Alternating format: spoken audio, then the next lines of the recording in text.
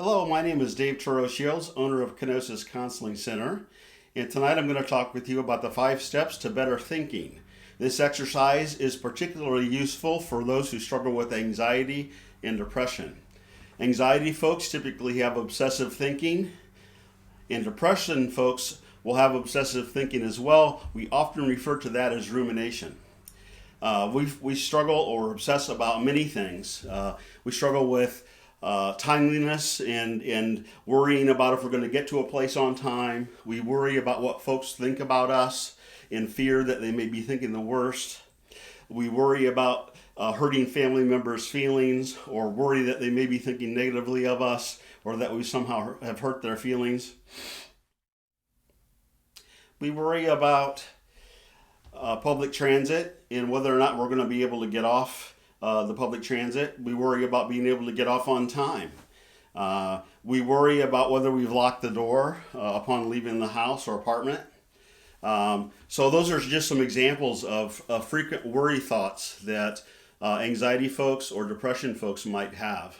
So I'm going to take you through the 5 steps tonight. I'm going to give you a couple examples of folks that I've helped who have struggled with worry thoughts, obsessive thinking, and rumination, and how they've used these steps to gain some control back over their thinking process.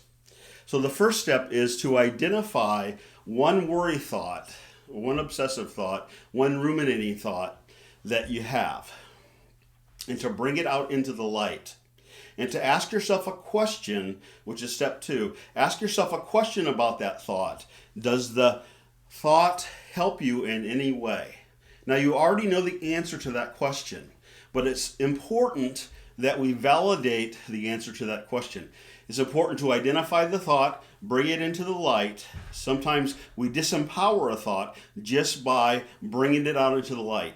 I have personally struggled with anxiety and depression, and when I started to share my anxiety thoughts with my wife, it was difficult to do so, first of all, because I was, as I began to think about sharing those thoughts, my gut would clench, and I would start to feel the embarrassment that would come as I shared those anxiety thoughts with her. Embarrassment because I knew they were ridiculous thoughts.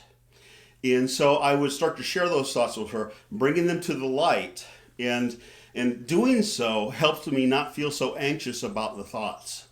And so sometimes that is helpful in and of itself. So you identify one anxious thought, one worry thought, and you ask yourself, is this thought helping me? And then in the third step, first step is identification. Second step is asking the question, is this thought helping me? The third step is identifying a counter thought, or identifying a better thought, a more rational thought, a more truthful thought to replace the worry thought. And so that can take some work, but I know you can do it. Here's a couple of examples. I worked with a 3rd grader, or one of my staff worked with a 3rd grader who struggled in math. And he would become obstinate at home when his parents tried to work with him. On one night, his mother set him down, talked with him about his homework, left, came back in 15 minutes, and he was staring at the computer screen with a blank look on his face. And so she came in, patted him on the back, tried to get him going, left, came back in 15 minutes later, sitting again, same look on his face, staring at the computer screen. And so she came in, she started to get frustrated. She talked with him about getting moving on his homework, and his frustration started to rise. Her frustration started to rise. She left the room again, came back in a 3rd time. He hadn't moved a bit. And so she began to talk with him in a more frustrated tone, and he finally busted out, and what he said was, "I am terrible at math and my teacher hates me." So you can see the worry thought, the obsessive thinking that he had going in those moments alone in front of his computer, is that I am terrible at math and my teacher hates me. And so he brought that into in the family therapy session, and his therapist worked with him on that thought. And so Was it true that he was terrible at math? Um, 2 years prior to that, he was excellent at math and at the top of his class. And so we brought that evidence in, and he had to admit he used to be pretty good at math, but he was struggling now to become better at math. And did he want to become better at math? Yes, he did. And so a more true thought was he wanted to become better at math. And was it true, in fact, that his teacher hated him? He had to admit that was a ridiculous thought. He really didn't believe that his teacher hated him.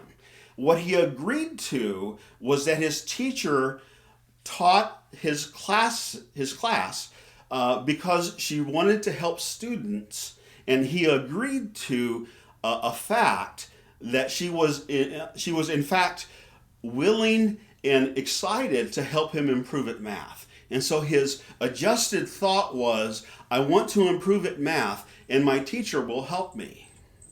And so that is the third step in replacing the thought. And we pretty much covered the fourth step in that as well, which is seeking the evidence to support the new thought. The evidence was that he used to be good at math. The evidence was that he was interested in becoming better at math. The evidence was that his teacher was interested and excited to help him become better at math. And so those were the facts that supported the new thought. And so the fifth step is for you to practice the new thought. And so his task was, in leaving the session, was to practice the new thought before homework at night, before going to school in the morning. Certainly, as he started the math portion of his class at school, and then to report in how it went as soon as he got home from school to his mother. And so that portion of his life became much easier. That wasn't all the work that he did, but just that one thought, reconstruction, was very helpful to him. So that's one example. And I work on the 2% rule. Usually by the time folks get to us for therapy, something like worry, anxiety, and depression have taken over their lives to the point where it rules their life, their daily life, upwards to 65 to 80% of the day. And so what my goal is when we're working with clients at the office is that if you could take back 2% a day, you're setting a fantastic goal. 2% a day over the course of a month is taking back over 50% of your life. And so if you could take back just 2% a day, one worry thought, take over one worry thought, reclaim it to a better thought once a day, you're doing fantastic work. So this is good stuff. Another example. My brother, who also struggles with anxiety and depression, would send me a text. And if I didn't respond for 30 minutes, his anxiety would start to come up. And he would start to have worry thoughts. And his worry thoughts was, something's wrong. That was his first worry thought. If I didn't respond for another 30 minutes, his worry thought became more clear. And the worry thought became, I did something to upset him. And so if I didn't respond for another 15 to 30 minutes, he might text me again and say something like, what did I do wrong this time? And my brother and I are very sarcastic with each other. And so my response to him has typically been to exaggerate the problem or the worry thought back to him. So I might respond back to him at that point if I notice his text and say something like, oh, you've really done it this time.